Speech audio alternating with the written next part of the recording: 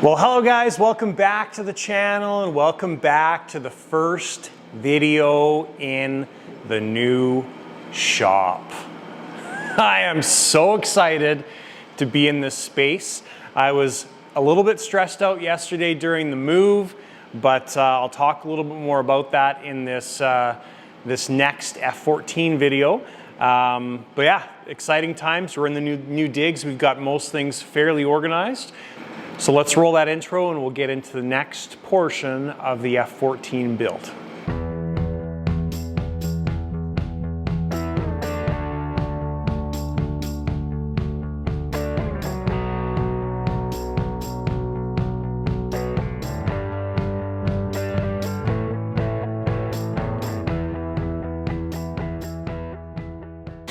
All right, so basically, I'm not gonna do this as a video tour of the shop, but I'll give you guys just a quick rundown here. We've got the F14 sitting right here, and this is our workspace. So basically what we've done, so a little bit temporary right now, still in progress. We just did as much organizing yesterday as possible, but I'm pretty happy with the results so far. So little table sitting area for doing videos that require sit-down stuff, whiteboard there.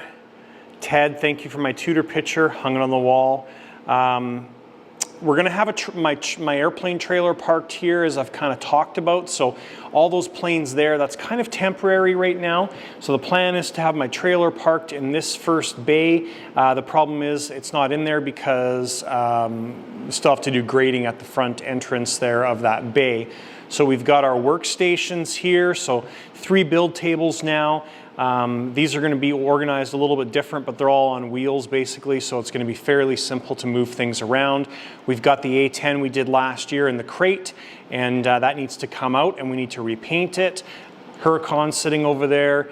Turbine test station is right there, the red cabinet, and we've got all of the kind of normal power tools that I use over there. So that's how things have been kind of organized so far. My old black toolbox is against this wall. We've got another table here for my charging stuff and soldering irons and things like that. And basically that's back half there is for storage right now. I kind of envision this area all changing, but that was our solution for now for getting storage and stuff. So that's kind of a quick rundown of the shop. We still have a lot of organizing to do, but let's get into the F14. All right, guys, so this video is going to be a little bit scattered as far as what we're working on, but I know in the last video you may think I got the other wing done, but I didn't. So I just finished this. This is the right wing, so this is the second wing. So I just wanted to show you here that we got the slats all sorted out on the other wing here. So we'll do our final adjustments with the servo once the plane's assembled and all the final adjustments are being done. But with that, basically we got our connector done, so that's a match to the other side. All that stuff is done just like the other wing was. All right, so the final step with these wings is basically putting the hatch covers back on. Now I did mark these when I originally took them off. The difference on the wings, they're so different on the actual wings themselves that you couldn't mess them up. But basically it was right and left. So we've got our left ones there, our right ones here. These are pretty straightforward as far as how we're going to install these. So we're just going to drill a hole and then we'll do a little countersink for the screws. And basically we'll screw those guys on. Just when you do something like this, just do one last check here and make sure that you've got all your servo screws in. Obviously you can't really check that you've Loctited stuff, but that's why you want to be systematic with this type of stuff.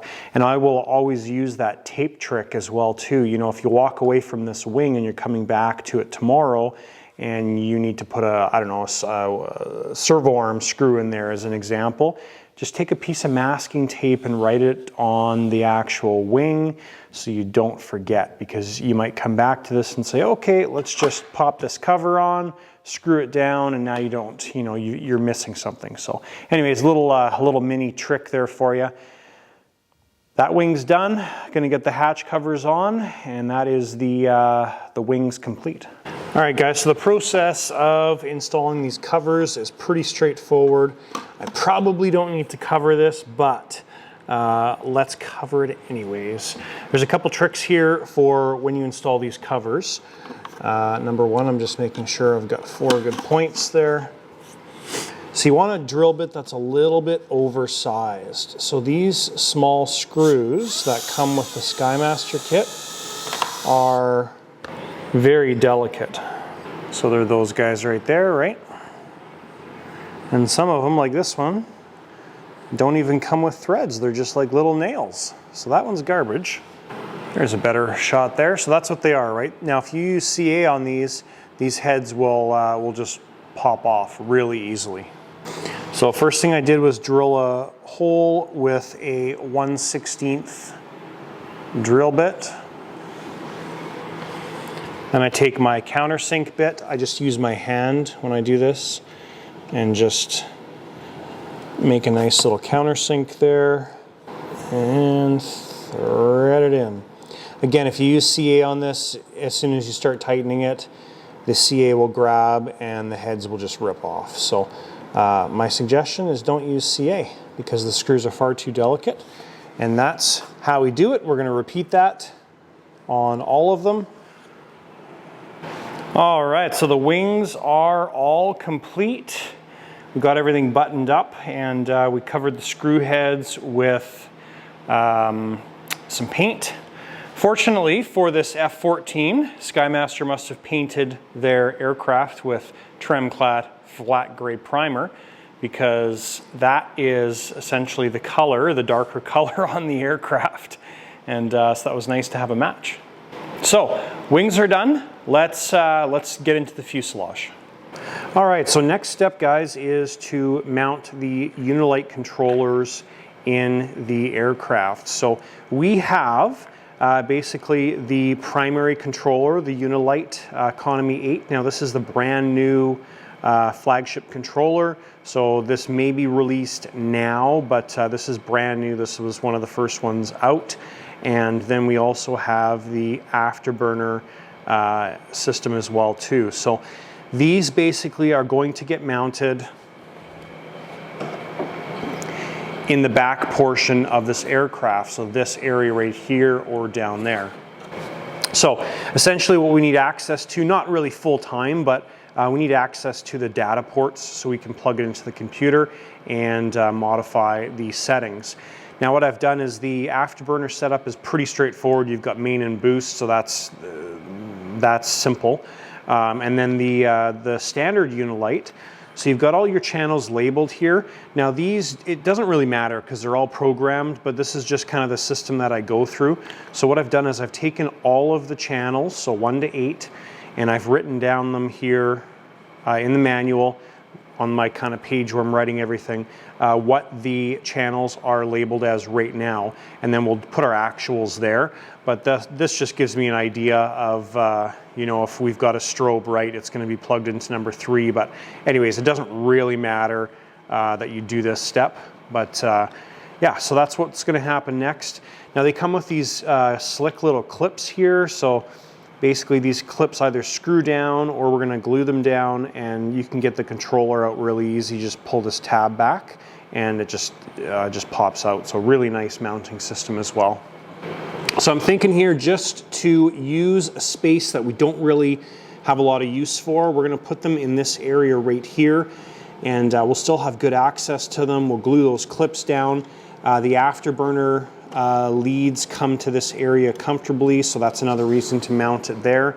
And yeah, so we'll probably put them right down in that area. I think is going to be a good setup. Other thing in this video we're going to do is we're going to make a holder for the access panels here, and I'll show you kind of what we're going to do. So we'll do something like I did here on the A10. So the A10 is pretty simple. We've got a ball joint piece of rod here. We just unclip that and holds the engine hatch open. So really slick, easy setup, and we'll do something similar on the 14 because we want a way to hold those hatches open while we're working on them. So that's kind of a good next step.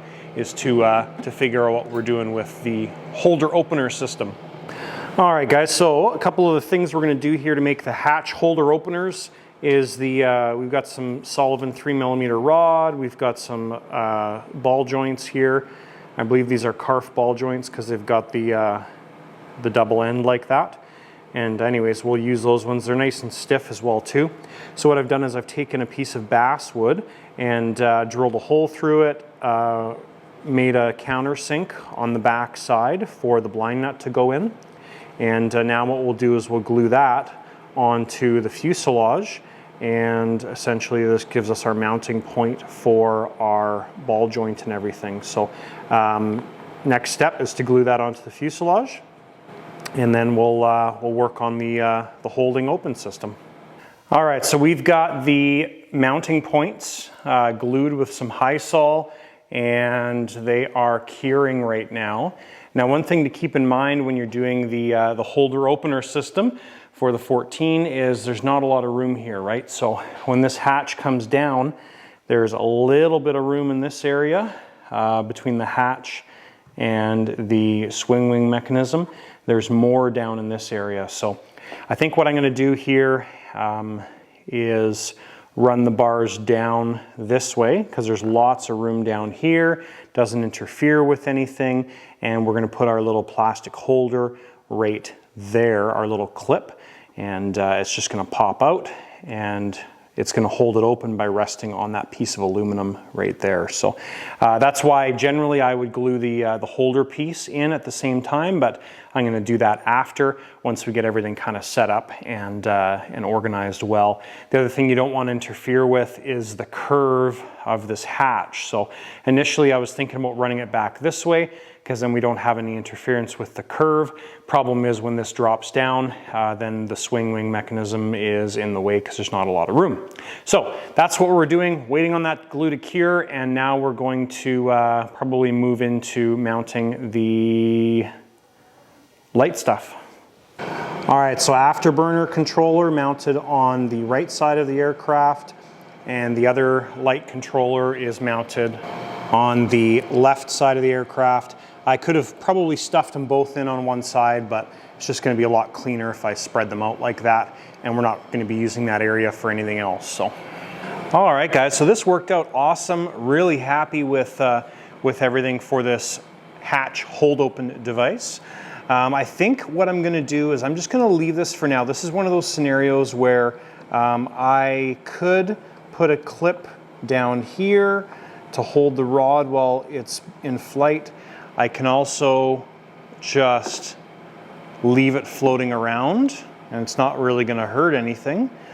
We can also, I did find out that I have enough room to run this backwards like that, and it does work with the swing wing and everything. So basically the reason why I'm going to leave it like this, and this is again one of those scenarios where we got all of this tubing to run forward, we want to see what's going to happen first, basically is what it comes down to. So I don't want to figure this out and have this interfere with all of that stuff, right? So this is a great step. We can hold these open, it's done. And later on we'll put a clip on, maybe not put a clip on, depending on what happens. So anyways, I've only done one of these, and what I'm going to do is I'm going to put the other one, or build the other one for the other side, now that we've got the system all figured out. I did glue this side on, so I glued both of those at the same time in the same spot, but I just need to create that rod system. All right, and there we go, both of them are set up. Looks awesome, works awesome, and nice and simple. Great simple solution to holding those open. So next thing we need to work on is we are going to get probably afterburner lights plugged in to the other controller, which is on the other side. But that's going to be one of those steps that we need to complete here. And then we're going to start running these wires forward and airline tubing forward. So I'm kind of assuming the best path for this is going to be right on the side here, or you know, kind of underneath the swing wing, something like that. So I just need to play around with this for a little bit. And I'll show you guys what I come up with for the wire routing. All right, and this is one of those moments in the build where I just kind of sit back and think and think and think. And play around with this stuff on a regular basis. So anyways, so David starts his aircraft on the, I guess, sitting in the aircraft, the right side of the aircraft. So this side of the aircraft. So we basically want all the startup equipment in this area. So I guess to take a step back, what we've done here is we routed the airlines coming from the back end, which are our air brake airlines, brake and gear airlines, covered them with snakeskin, ran them forward. And we'll do the same thing with the servo lines that need to run in that area as well. But what we're going to do is we're going to make a plate right here, and that plate's going to hold all the startup equipment. So to make that plate, the first thing is we need a backer mounted on the tank, which is something like this. We're going to cut that down a little bit more because it doesn't really need to be any wider than the tank. And this is the kind of thing that we're thinking about here. Now, I'm not necessarily committed already to this piece, but basically that's kind of what we're looking at. So we may need to make this a little bit bigger just because the amount of stuff that needs to go on here. So basically what we need to do is we need a air fill, right? We need our fuel fill, and we need our 2 fuel shutoffs. So this should be enough area. I do need to play around with it a little bit, but that's what we need to fit on that plate, is all that equipment. So first step I'm going to do though is I'm going to get the piece of wood here high-soled and glued onto the side of the tank. So I'm going to cut that down just a little bit. When you do this, I've talked about this before, but you want to make sure you sand the tank, but don't go too crazy, because if you leave a sanded part without epoxy over top of it, it will leak. So I just figure out where I'm going with this. I'm going to mark it with a Sharpie marker, and then just do a thin little band of a sanded area with my Dremel, and then we'll get that high salt in place, and that'll be our starting point for mounting that equipment tray. Okay, so this is why I like to take my time with this stuff and make sure I really try and plan this out. So just pop the wing on, and obviously we need to be careful that we don't interfere with the wing coming backwards, right? So I think what I'm going to do is I'm going to put the fuel filler on the other side, and possibly the air filler on the other side, and then we'll do our fuel valves maybe on this side. So what I'm going to do is basically plan out for a tray on both sides, just so we have enough room for all of our equipment. So just giving you guys some insight as to my process. Okay, so we are using a few of the items from my website. So the valve holders here, these are 3D printed valve holders available on my website. They come with a drill template gauge. Love these things. They're actually super popular on my website. One of my most popular 3D printed items. I don't make any of these. I get them made by my 3D printing guy, Joe. Thanks, Joe. So the fueling setup that's used on this aircraft, this is a little pocket, if you will. And this is the fueling setup that is used. So it's basically a quick fitting, and this is the home of that fuel fitting. And then after that fuel fitting, we've got a Festo valve, just as a for sure on and off. So this is the fueler setup. This is how fuel is added to the system. So we need to mount that Festo valve in a valve holder to make it nice and solid. And then we need 2 more valve holders for the turbine valves, and then we also need to add 2 more valves for the turbines. Now, the Jetsmunts turbines, they don't come with them, so anyways, we need to add 2 more valves to that, which is fine, and but that's all kind of the equipment that we need to fit into this area. And then we've got a BVM filler valve, we've got a gauge.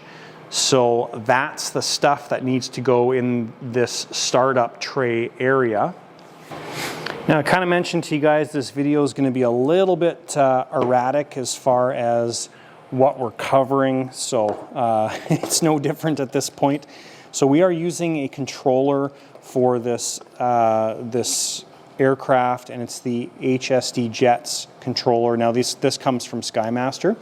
So basically you've got the different valves here on the setup, and you basically have gear up, gear down, doors open, doors closed, high NES, and brakes. So all of that is on the controller. Now, generally on an aircraft like this, we would run a couple different air systems. We'd run a gear system and then maybe a system for all the other stuff. But it's going to be, because of the compressor setup on this aircraft, it's going to be a little bit of a more simple setup. So with that compressor and the fill valve and everything, you basically, I'm trying to wrap my brain around it, but I don't think there's a way to make two separate air systems. I guess you could if you had two check valves in the system, so the systems could be separate. That would be an idea, but I really don't think there's a reason to have two different air systems on this aircraft. So I'm just kind of still planning things out, wrapping my head around things, but we're going to have the HSD Jets controller. Then we're also going to have a valve for the air brakes, a Jetronic valve for the air brakes. We're going to have a Jetronic valve for the lock on the canopy, and then we're also going to have a Jetronic valve, so 3 of those guys, for the canopy open close. So a few different things going on in this aircraft. That's what we're doing. So the way we're planning on working this is very similar to the F-14. You bring the aircraft to the field, you fill up the aircraft manually, and maybe in between flights you do it, but the compressor is there just as a backup. So that's the plan for the aircraft and the plan for the air system. All right, so we're getting ready to glue our tray mounts on here. So we've taken the Dremel and just sanded the tank a little bit. And you can see the Sharpie marker there as well too. We've mixed up some 20-minute high sol. We've got our pieces ready here and ready to glue those things on. I think this is a great time in the video to thank each and every one of you that have donated to the Shop Build Fund.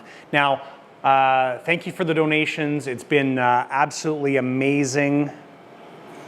Now, long term, we are going to be building a standalone building. So some people have asked, this shop is attached to my house. So long term, within the next year or two, maybe sooner, who knows, we're going to be building a standalone building, and that's the long-term plan. So in case you're wondering, that's what we're doing. But right now we got a great space to work in, and thank you guys for the donations. We've used some of that money to put flooring in and do amazing things here in the shop, and the rest is going towards the savings fund for the standalone building. So thank you so much for those donations. It is very appreciated. All right, so we have our pieces glued in place, and this is I talked about, I think in one of my last videos, about clamps, and this is why you want to have so many different clamp options, because situations like this where it's nice just to be able to clamp that in place and let it cure properly versus trying to jimmy rig it another different way. So anyways, we're going to let those cure, and then we will start working on our trays right there. And once the trays are done, then we can continue routing those pieces forward. So this is all part of the planning work in this back end and organizing and all that type of stuff. So fun times. All right, and there's just a quick shot there of what we're dealing with as far as the room goes, right? So we're basically, the tank's just sitting in there right now. These 2 lines are the ones that feed the saddle tank, so those will come right up. But that's the amount of room that we have. So we can still fish stuff through if we need to, but that is basically the room we're dealing with. So we're fairly tight there, but it's not too bad actually. There's a decent amount of room beside that tank, but just getting stuff to the back is going to be a challenge. So that's why we want to get as much run forward as possible. So while we're waiting for the glue to dry there, I'm going to make up my extensions for the swing wing and get those run forward. Those are going to be just like the power box line here. We're going to run those forward and be too long, so we have room there. And just trying to find stuff to do while we're waiting for that to cure. All right, guys, so what I've done here is I've come up with a template and just cut that out of paper and basically closed the wing all the way so it's in its most restricted position, and the tray basically maximizes our space in this area. So we've got lots of options now to mount our startup equipment in that area, and then of course on the other side we can just flip it over and use that same template. It should be very, very close. So now what we'll do is we'll cut this out of some ply, and we'll probably laminate some carbon, some faux carbon on top of that, and those are going to be our startup trays. All right, so we've cut the templates out of 1/8 inch ply, sanded all the edges. I did sand this edge right here, which is the edge that sits against the high sol or glue joint against the tank, and that just helps it to sit a little bit more flat. So next thing we're going to do, and we're basically going to laminate our carbon onto the top of this, or our simulated carbon. So what I want to do in order to keep these proper is mark the top or the glue side. So we're going to say right top, left top. So now we know which side's which, we know which side is up, which side we're gluing our faux carbon onto. So let's move on to that next step. Okay, so here's our faux carbon plate. This is the ABS plastic stuff, not real carbon, but looks awesome. And what we want to do is we want to glue these to the carbon, and we want the weave to match up. So what we're going to do is we're basically going to flip this over and glue this down, just making sure that we're staying on the same plane like this.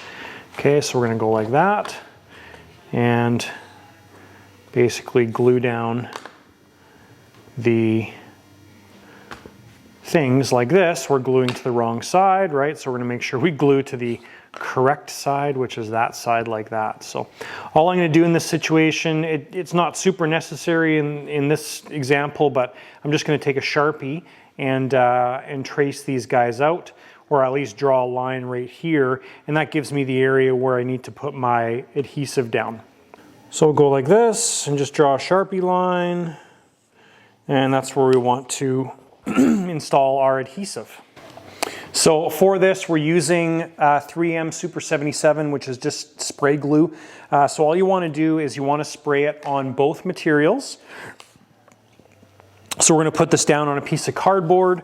We're going to spray both gluing surfaces, meaning this side, put a couple layers on there, just follow the instructions on the can, and you want this to get dry. So basically when you touch it, it's like contact cement if you've ever used it. So when you touch it, it doesn't really, it's still a little bit tacky, but the liquid doesn't come off. So it's almost like it's dry, it's cured, and then when you join those pieces together, they are absolutely stuck. So I'm gonna get these glued together, and then we'll go to the next step and stick those guys together and cut them out.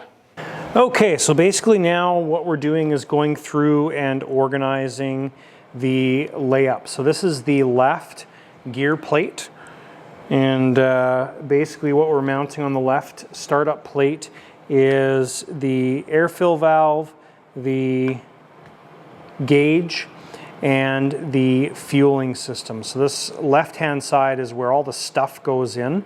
So I've got the startup or the filling line here at this angle because it follows the wing nicely. It won't interfere with the wing. This pops down into the little holder, which we can mount inside the plane in the fuselage, obviously.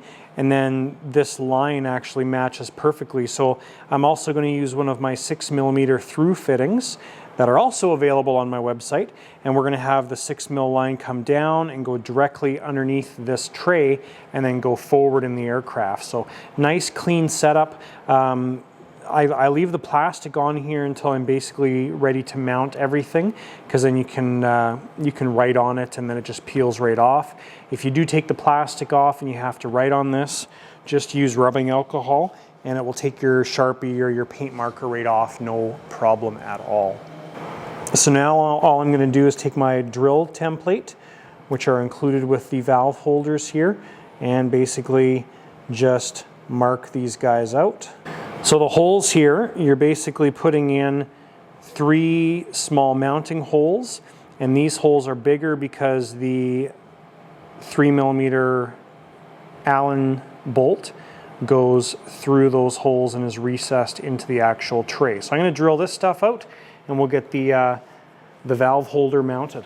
Okay, so we've got all of our holes done here. Now it's time to take the wrapper off and get everything assembled on this one tray.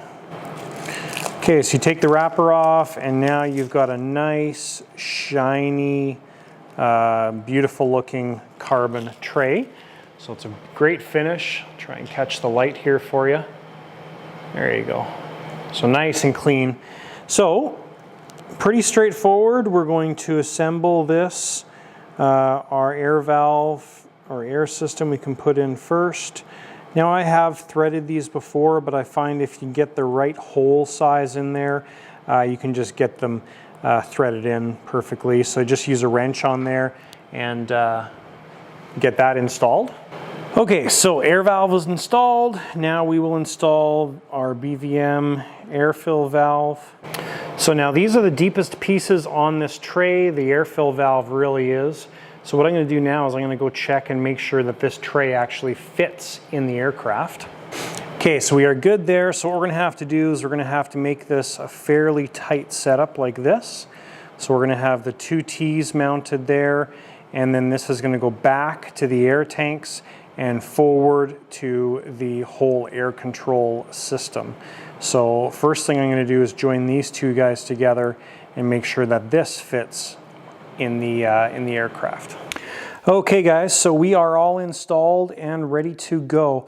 Now I would generally, if this was like actual fuel plumbing, I would never have a bend like this on here. So this is just because this is the fill line. I mean, we're slightly restricted there with a bit of a bend, but the tube itself won't bend because we were spread out a little bit there with the through fitting. So anyways, this is ready to go. We have an excess amount of 6mm line, which is going to go to the front and go to both of the UATs and split. So anyways, that is ready to be installed in the plane. All right guys, well that is everything I think for this video. We still have a ton of organizing to do in the back end of this aircraft. So I think we are going to call it quits on this video because I have a feeling it's nice and long already. So it feels to me like we didn't really accomplish a lot in this video. Basically we got the hatch hold open devices done. We got the wings finished obviously, and we started to get some of the rear end organized. So unfortunately there is a lot to do in the back end of this aircraft. It just takes time basically. So anyways, next video we will continue with organizing the back end of this aircraft, and I do have a feeling that we will be bolting the nose on in the next video. So we just need to get the rest of this stuff run forward, get our tank installed, and then we should be good to bolt the nose on the plane. So that's it for the video guys. Thank you so much for watching the very first video filmed in the new shop. So it's an exciting time and I'm making myself dizzy right now. So thank you so much for the support. Don't forget to give the video a thumbs up if you haven't done so already. Hit that subscribe button down below as well if you're not subscribed to the channel already. And that's basically it. So thanks for watching and we will see you in the next video.